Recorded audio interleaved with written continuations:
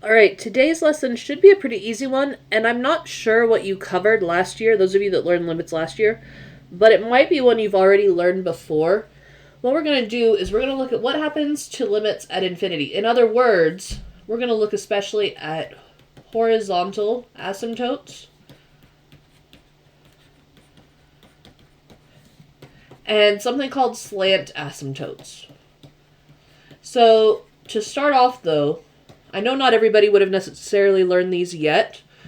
You would, though, have learned about vertical asymptotes. So let's just remind ourselves what those look like, how we find them, so we can use those to compare to the other two. So, first of all, remember vertical asymptotes, we're going to see those anytime you have a fraction where the denominator can equal 0. So, for example, let's say you have something like f of x equals 9 over x plus 1. If you set the denominator equal to 0, solve for x, it gives us the location of the vertical asymptote. So the one thing I know for sure about this function is that here at -1, there is a vertical asymptote, and then I can plug in some points to figure out exactly where my function would lie. Let's see, on this one, let's just plug in like and I'm just doing this one off the top of my head. So I'm going to plug in, say, 2, because then I'm going to have 9 over 2 plus 1, or 9 over 3, which is the same thing as 3.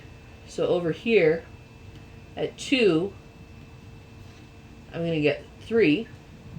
And let's plug in, let's do a negative number, actually. No, I'm going to do 5. Let's do 9 over 5 plus 1, which would be 6, which would be 3 halves.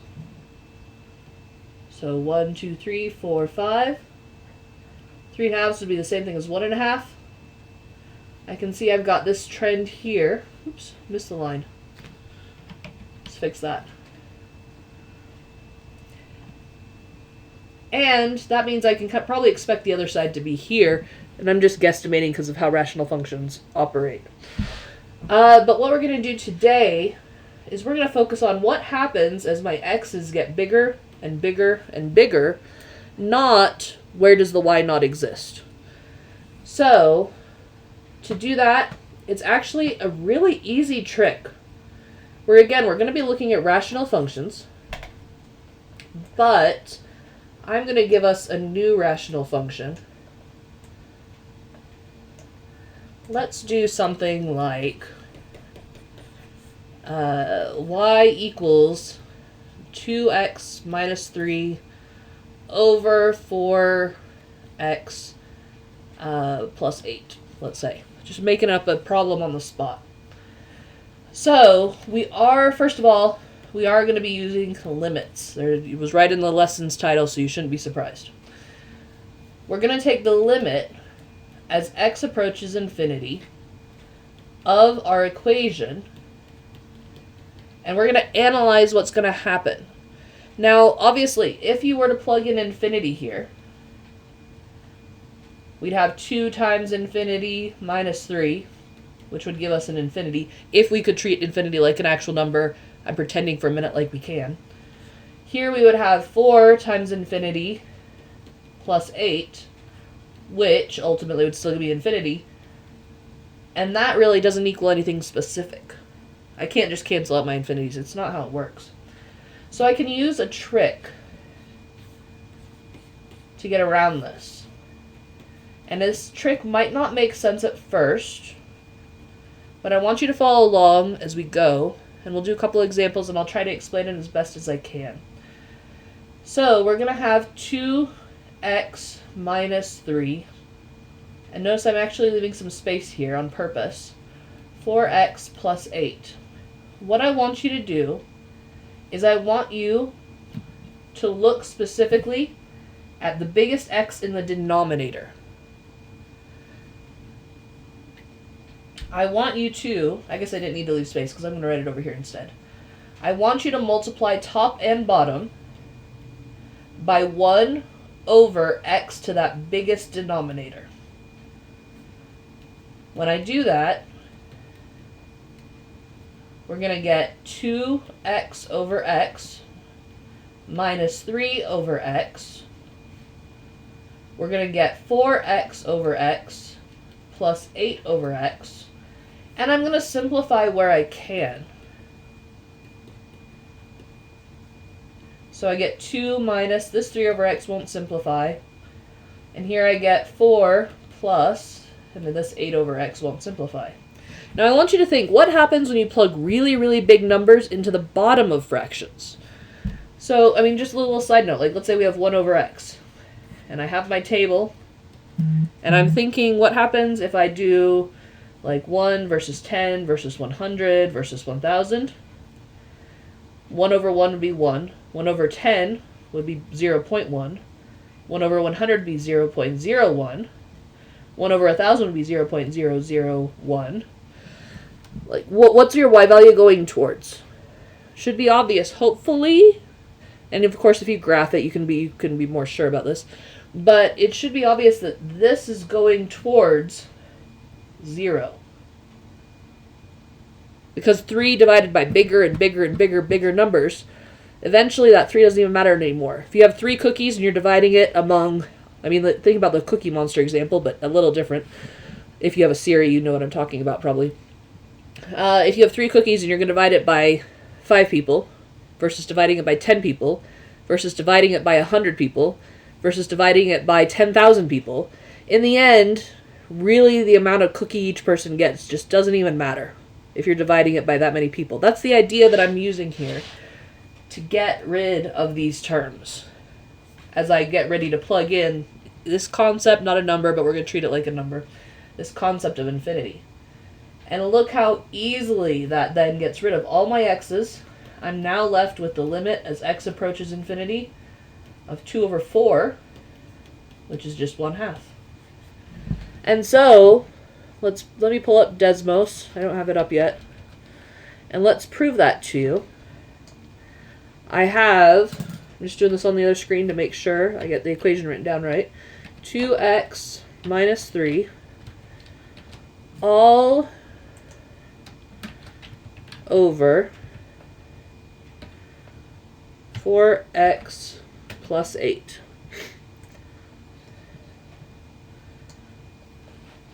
And I got that my y value would be 1/2 for the asymptote. And you might want to scroll out to be sure.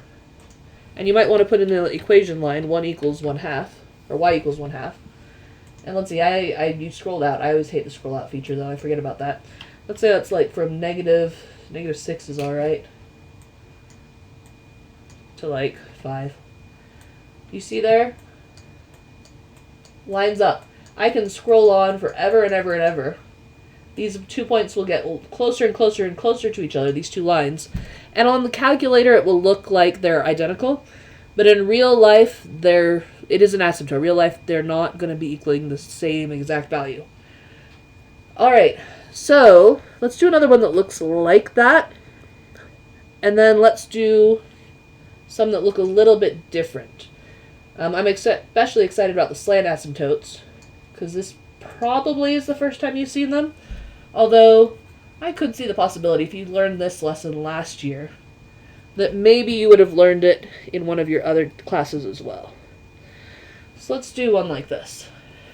F of x equals 3x squared over x squared minus 9. Okay. Actually, let's even add some more terms onto it. So like I said, when we set up the limit, in the next step, I should say, after we set up the limit, we want to pay attention to the biggest x on the bottom of the denominator. The reason you don't want to use the one on the top is your math will be messier. And by not just messier, but you're going to get some impossible situations. Like, you might divide by 0 accidentally, which is what we're trying to avoid here, so it's the denominator I'm paying most attention to. So, we're going to take the limit as x approaches infinity again of our function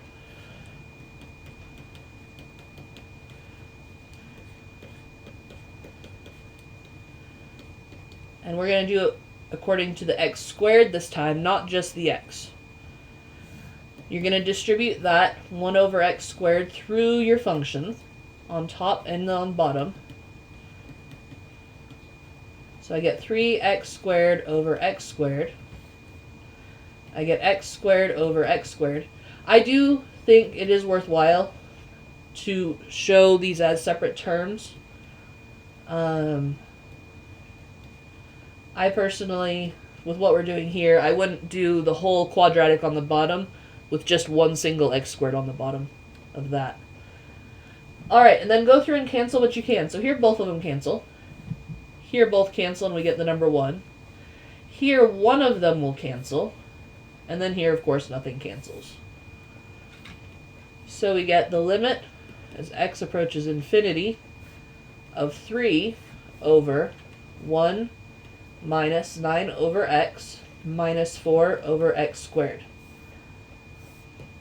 And because x is on the bottom of these fractions, it can only get, the entire fraction can only get smaller and smaller and smaller to the point it doesn't matter anymore as your x's get bigger. So, and again, if I'm going too fast, the advantage is you're on a video. You can slow it down. You can do what you need to do. You can rewatch it. So we have 3x squared, x squared, minus 9x, minus 4. Let's go back to where we started. And I'm going to type in y equals 3 this time to check that for asymptotes. And let's change the x's. I'm going to say like negative 100 even to 100. And can you see there? Even though we have kind of this weird little jaunt in the middle because of where the vertical asymptotes are, my horizontal asymptotes are right there where my algebra predicted. And again, this is all really algebra. This is not a calculus topic. Limits really are more about algebra than calculus. It's just that this is a concept that we haven't necessarily taught you yet in your pre-calculus classes, but it's going to be helpful to you as you are learning to curve sketch. So this is where it's often thrown in. Alright, let's do 2 more examples. At least 2 more. What if you have something like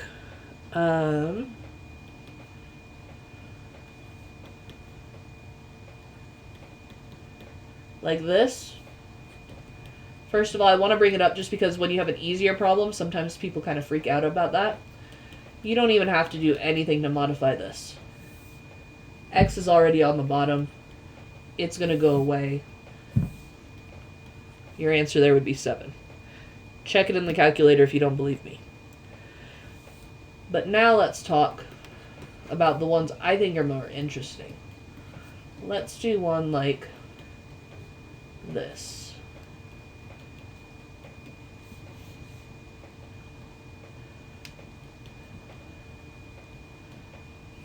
Okay, so once again, the trick is you look at the biggest x in the denominator. You don't look at the biggest x overall.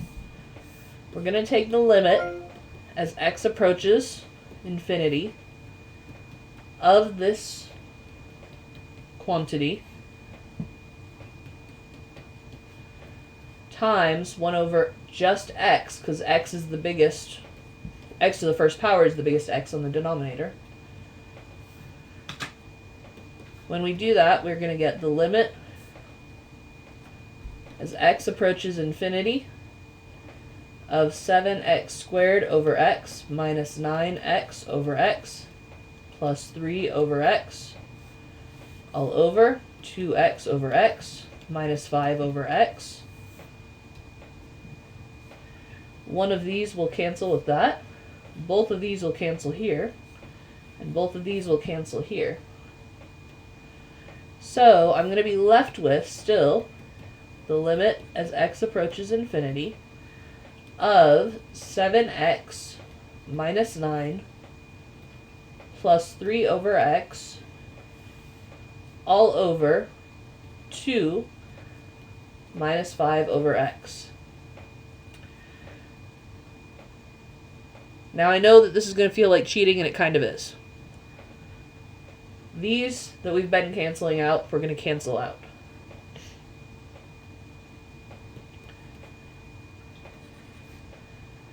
What we're going to see here is we're going to get something called a slant asymptote.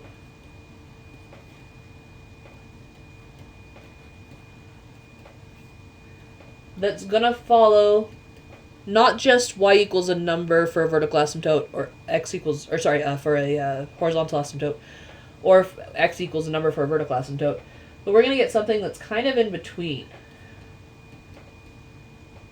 Minus 9 divided by 2 is 4.5. So, let me graph that over here on my other screen so I can still see my function.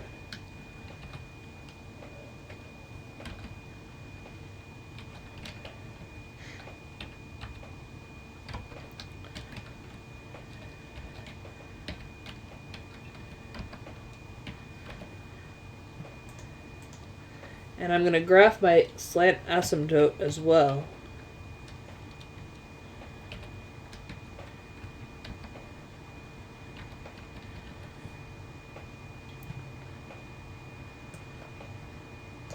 And we can't necessarily see much right here because of the way it's zoomed, but let's maybe, it looks like I've got the quadratic that's just down here. So this is what I want to focus on. I'm going to change my y's this time, so I have a lot more y's. Let's go to like negative 200. Oh, no, I do have it upstairs and downstairs. There we go.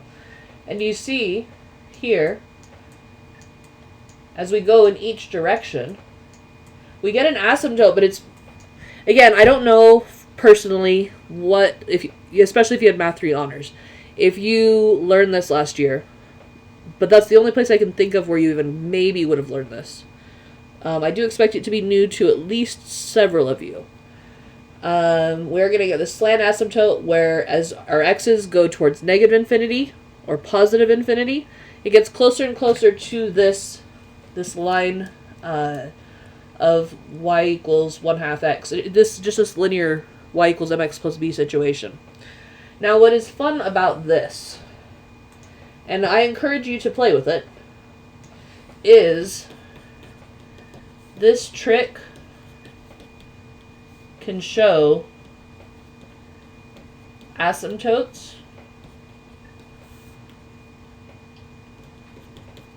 with other, what I'm going to call curves, because they do start getting curvy. Looks like cars. With other curves. So example, if the limit as x approaches infinity of your blah blah blah, like let's maybe say it's like a x cubed over x plus other stuff. Your asymptote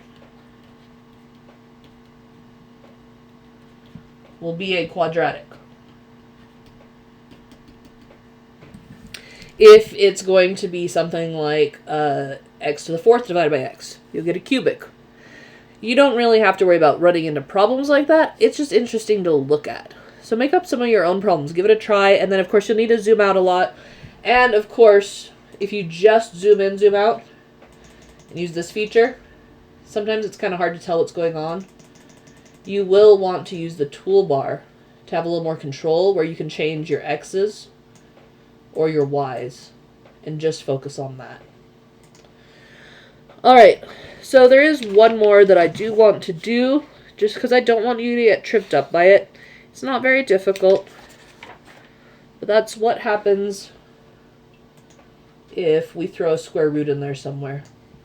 Actually, no, let's do two more because there's some trig ones in the book that I'd like to do too. So let's say I've got something that looks like 9x minus 1 over the square root of 5x squared plus 3. At this point, hopefully you can see there is a trick that even gets you through this a little faster than the one I'm showing you. But would you agree with me that if I take 1 over x, or rather let's say 1 over the square root of x squared, let's do it like that, that legally I could also say that this is 1 over x, this is 1 over the square root of x squared, and legally this part right here inside the parentheses still equals 1. Because remember, you can't change the problem. You have to multiply by some form of the number 1. And there's an infinite number of ways to write that. If you do this, then we take the limit as x approaches infinity of our function. And I do want to pay attention to the square root. I can't just ignore it, because it does change how the x squared behaves.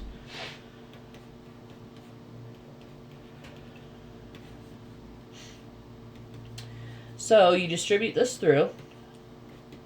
We get the limit as x approaches infinity of 9x over x minus 1 over x. Here, when we distribute through, it is a legal move to put them under the same square root. As long as you're multiplying or dividing, it's a legal move. If you're adding or subtracting, then it is not.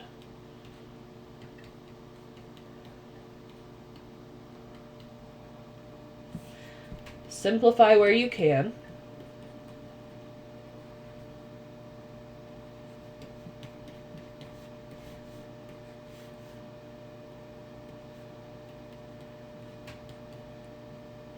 And anything that still has an x on the bottom goes away.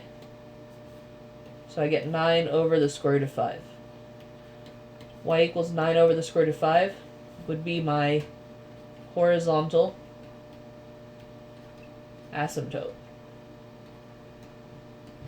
Can't spell it right now.